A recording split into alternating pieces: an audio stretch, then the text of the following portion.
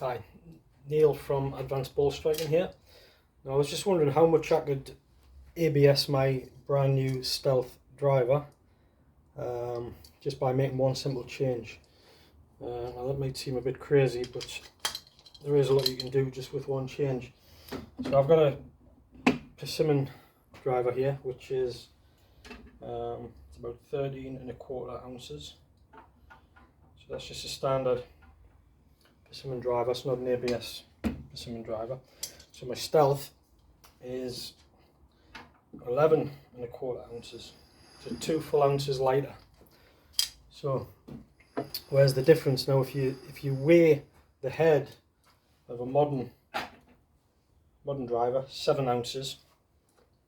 Now if you do the same, if you pull the head off a Persimmon, and believe me, I have done this quite a few times, and if you weigh a Persimmon driver, it'll be almost exactly the same. 7 ounces, maybe a little bit more, but trust me, it will not be a great deal more.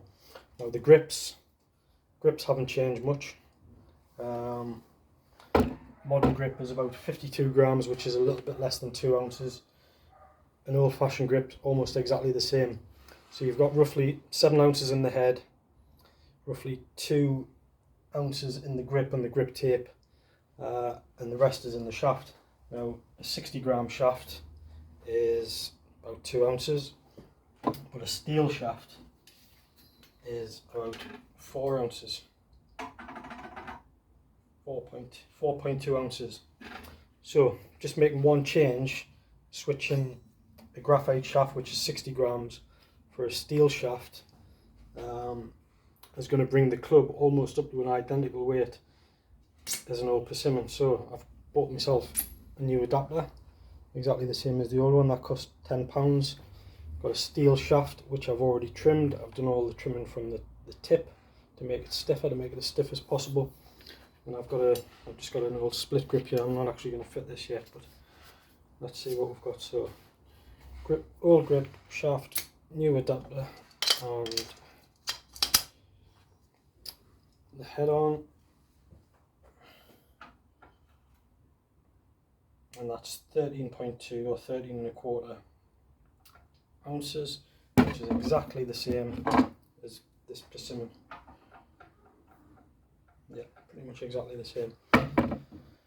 In terms of swing weight, this Persimmon driver, I've already done this. This is D3,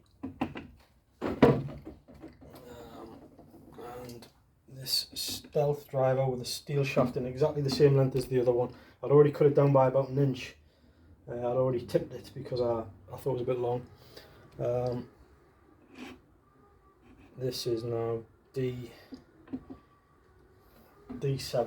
and I think with the original shaft in, I think it was about, but bear in mind I'd already cut it down.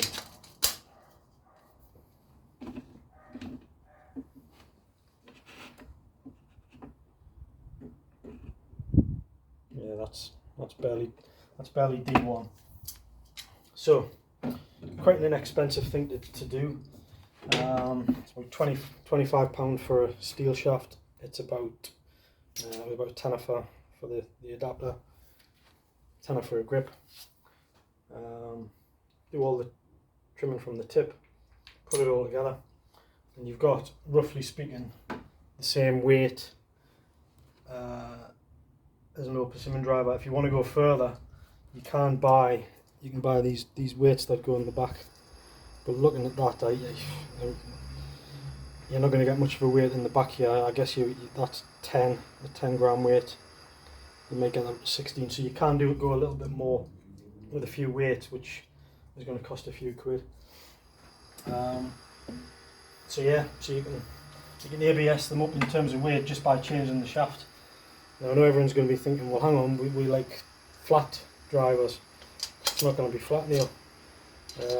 But obviously they've all got these adjustments on them now. You can set them open, you can set them closed.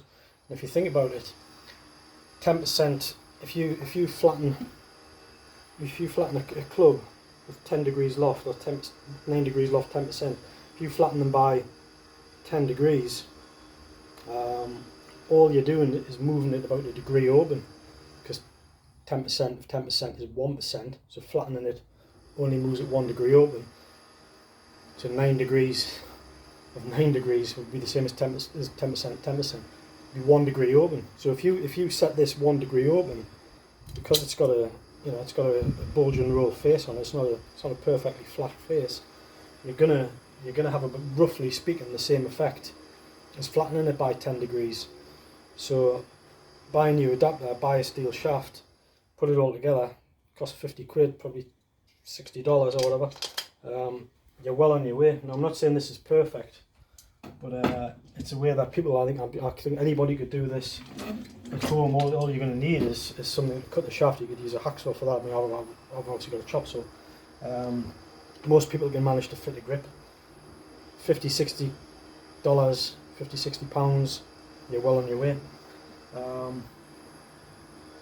Yeah, so I thought that was interesting. I think everyone should consider that before they start getting too worked up and worrying too much about their drivers. It's probably going to be a bit different for a fairway wood. You know, because you're hitting the fairway wood off the ground, you probably are going to need to flatten those out, but the drivers hit off a tee, so I would just give that a try. Alright, cheers.